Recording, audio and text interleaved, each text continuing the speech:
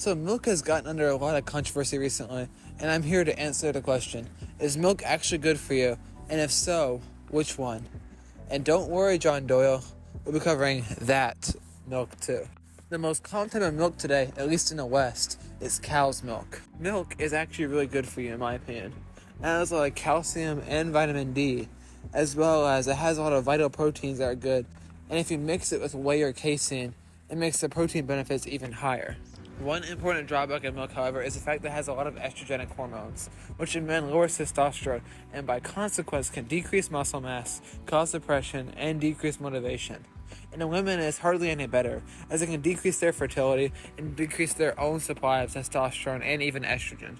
One misreported drawback of milk is that it has quote-unquote bad fat, which isn't true.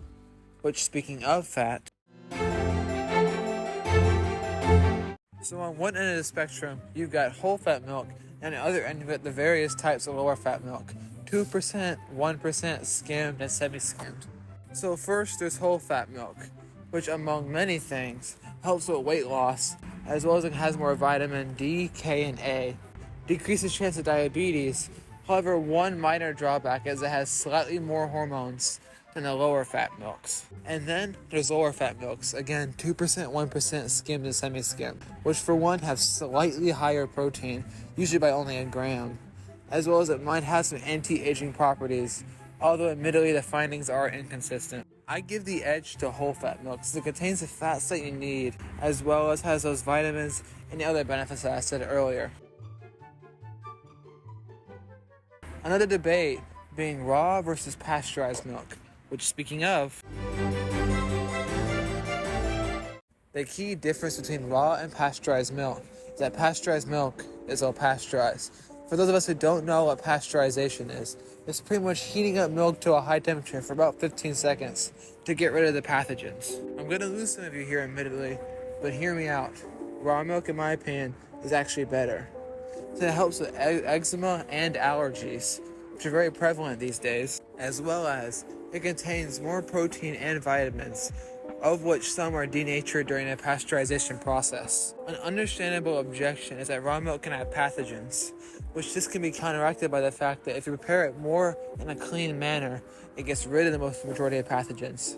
As well as during the pasteurization process, it leaves a bunch of dead bacteria in there, which can cause allergies, as well as the denatured proteins can also cause allergies. However, in pasteurized milk, after the process, a bunch of vitamins are added into it, which is obviously good. Not all of the bacteria inside of raw milk are actually bad for you.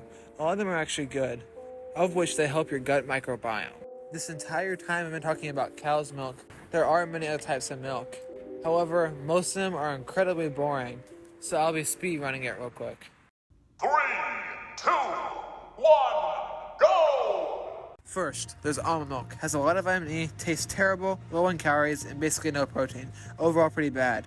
Buffalo, very fatty, protein, quite a bit of calcium, has a little bit of hormones though. Overall pretty great. Camel, low in calorie, has a lot of vitamin B1, B12, a good amount of protein, it's good. Coconut, very fatty, has a lot of manganese, copper and iron, and a few others, not bad. There's goat milk, very high in protein, and decent in phosphorus, overall pretty good. There's hemp milk, meh, vitamin D, okay source of protein, no hormones, not bad.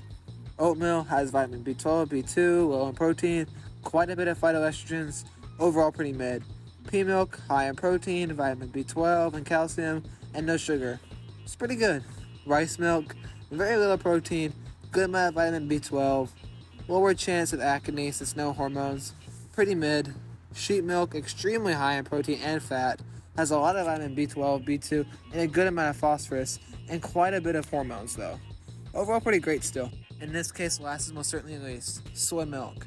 Has an okay amount of copper, not much else nutritionally. Has quite a bit of protein, however a lot of phytoestrogens, which I said earlier is not good for you. Overall it's pretty bad. So a lot of you probably realize I'm not mentioning a certain type of milk. And without further ado, the one, the only, breast milk. Found a network yet, but I'm an advocate for what's referred to online as suckle gang, and it's the idea that like men should still be drinking breast milk. I found this interview they did with a bodybuilder who drinks it for quote-unquote the gains, and it's one of the funniest videos on all of YouTube. Trust me, it'd be worth your time. Watch it.